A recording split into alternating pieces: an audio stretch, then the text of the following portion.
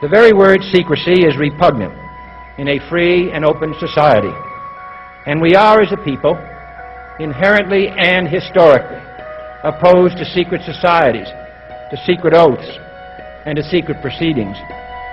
We decided long ago that the dangers of excessive and unwarranted concealment of pertinent facts far outweighed the dangers which are cited to justify it. Even today, there is little value in opposing the threat of a closed society by imitating its arbitrary restrictions. Even today, there is little value in ensuring the survival of our nation if our traditions do not survive with it. And there is very grave danger that an announced need for increased security will be seized upon by those anxious to expand its meaning to the very limits of official censorship and concealment. That I do not intend to permit to the extent that it's in my control. And no official of my administration, whether his rank is high or low, civilian or military, should interpret my words here tonight as an excuse to censor the news, to stifle dissent, to cover up our mistakes, or to withhold from the press and the public the facts they deserve to know.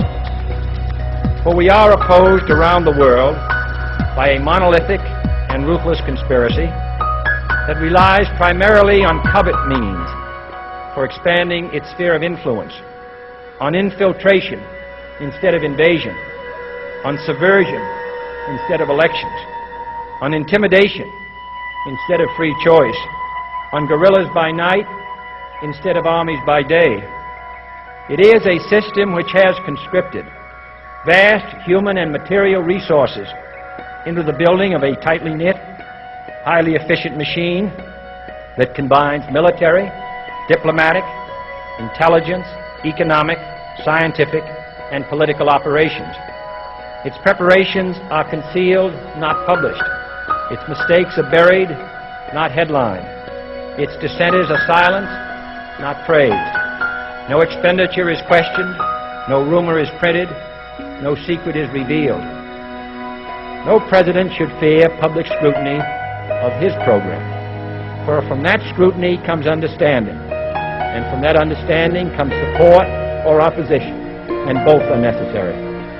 I am not asking your newspapers to support an administration, but I am asking your help in the tremendous task of informing and alerting the American people, for I have complete confidence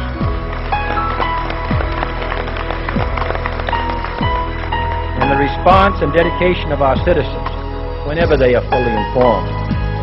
I not only could not stifle controversy among your readers, I welcome it. This administration intends to be candid about its errors, for as a wise man once said, an error doesn't become a mistake until you refuse to correct it. We intend to accept full responsibility for our errors, and we expect you to point them out when we miss them. Without debate, without criticism, no administration and no country can succeed, and no republic can survive. That is why the Athenian lawmaker Solon decreed it a crime for any citizen to shrink from controversy. And that is why our press was protected by the First Amendment, the only business in America specifically protected by the Constitution, not primarily to amuse and entertain, not to emphasize the trivial and the sentimental, not to simply give the public what it wants, but to inform, to arouse, to reflect, to state our dangers and our opportunities, to indicate our crises and our choices, to lead, mold, educate, and sometimes even anger public opinion. This means greater coverage and analysis of international news, for it is no longer far away and foreign, but close at hand and local. It means greater attention to improved understanding of the news, as well as improved transmission. And it means, finally, that government at all levels must meet its obligation to provide you with the fullest possible information outside the narrowest limits of national security. And so it is to the printing press, to the recorder of man's deeds, the keeper of his conscience, the courier of his news, that we look for strength and assistance, confident that with your help, man will be what he was born to be, free and independent.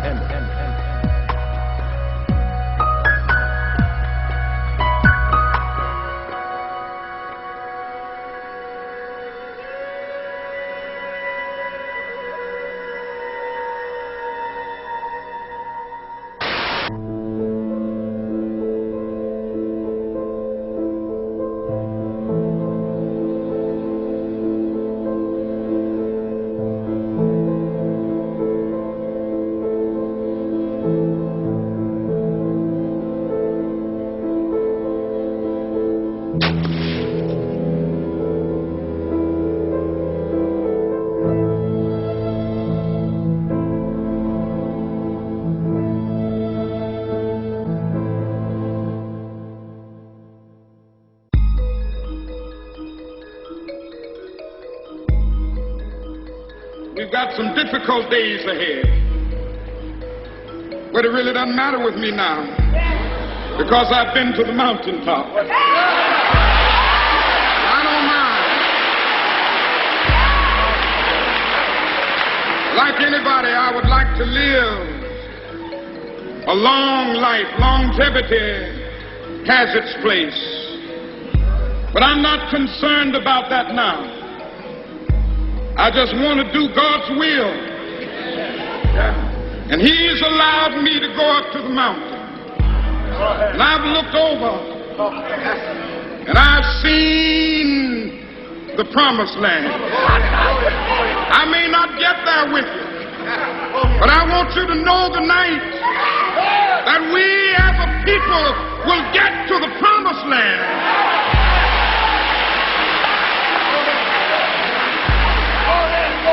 So I'm happy tonight. I'm not worried about anything. I'm not fearing any man. Mine eyes have seen the glory of the coming of the Lord.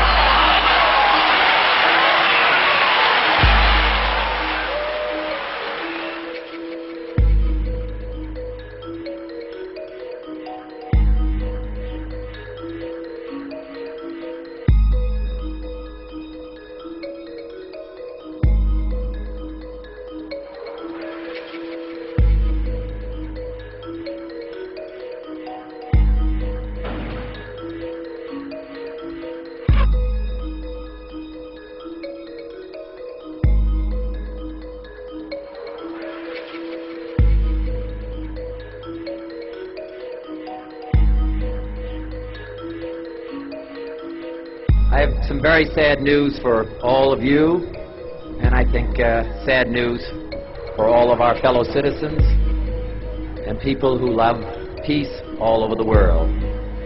And that is that Martin Luther King was shot and was killed tonight in Memphis.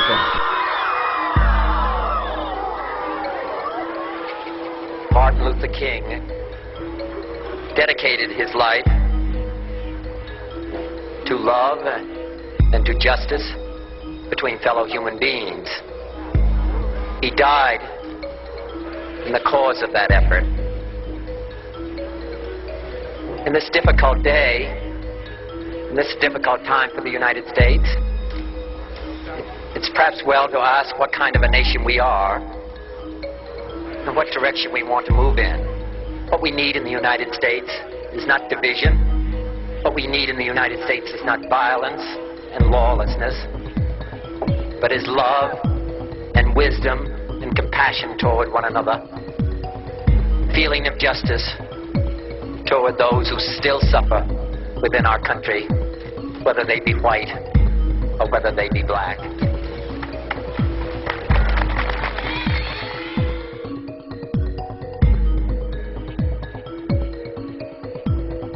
Senator Robert Francis Kennedy died at 1:44 a.m. today, June 6, 1968. With Senator Kennedy, at the time of his death, were his wife Ethel, his sisters Mrs. Stephen Smith and Mrs. Patricia Lawford, brother-in-law Mr. Stephen Smith, the sister-in-law Mrs. John F. Kennedy. He was 42 years old.